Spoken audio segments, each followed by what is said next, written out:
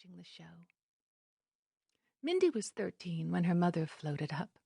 She had never been a gregarious child, and her maternal predicament had made sustaining friendships even harder. So much of a child's social calendar is created by reciprocal invitation, and Mindy's mother's long illness had made hosting playdates, birthday parties, and sleepovers impossible. Her mother's death further ostracized Mindy. Fellow students were sympathetic to her plight. "There goes poor Mindy," was a refrain she often heard whispered behind her in the school corridors. However, no one actively attempted to engage the glum, sallow teenager in a meaningful relationship. For her part, Mindy felt neither able to experience nor to understand the carefree hysteria enjoyed by her contemporaries. She was still happiest in ballet school, lost in the individual complexities of new moves that her growing body struggled to master. It was here Mindy developed her plan. Too young to either consider or fear failure, she would graduate from high school, move to New York City, and become a professional dancer. She had no doubt she would land a job in a Broadway show. Other possibilities never occurred to her, like ending up a murder victim, a drug addict, or, even worse, one of those people who bounce around on street corners wearing a giant hand pointing to the new condominiums.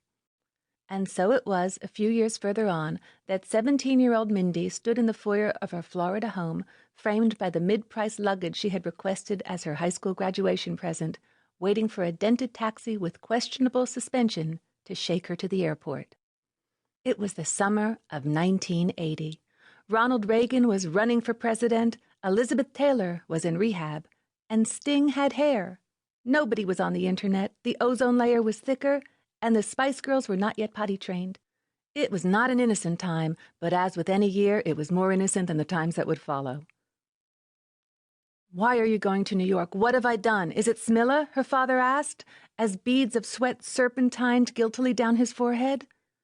"Dad, it's not you. It's not even Smilla." Actually, it was partly Smilla. A mere year after Mindy's mother had died, her father had married a Swedish masseuse. Hal Solomon, possessing no psychological means by which to deal with his wife's tragic passing, had thought the best course of action for both his motherless child and himself was quite simply to replace one wife with another as swiftly as possible.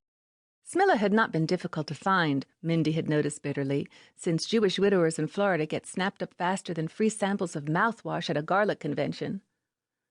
Smilla possessed cheekbones that could slice salami and toes the length of fingers. Mindy marveled how at 6 feet 2 inches Smilla could dust the tops of things that average-sized women didn't even know were dusty. Mindy did not begrudge her father whatever happiness he could find. She realized how much he deserved a new life. However, his plan had backfired.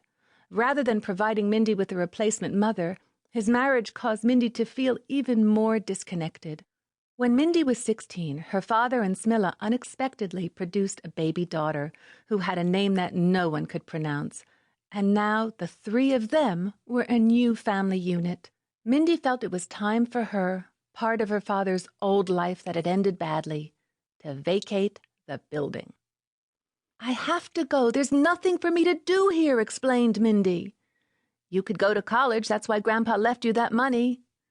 "That's not what he said to me before he died." "What did he say?" "He asked me if he was in Canada." "He was senile. I know he wanted you to go to college. He wanted you to get a teaching degree so you'd have something to fall back on." "Well, all he said to me was that he felt there was a possibility he might be in Canada. I took it to mean go to New York, be a dancer, and once in a while face north." It was a family trait to be glib in serious situations. Mindy remembered her mother, bald from chemotherapy, referring to her wig as a fur coat for her head. And in those final weeks when Rose was too weak to watch television or to read, she had still managed to teach the family parrot, Rover, to moo.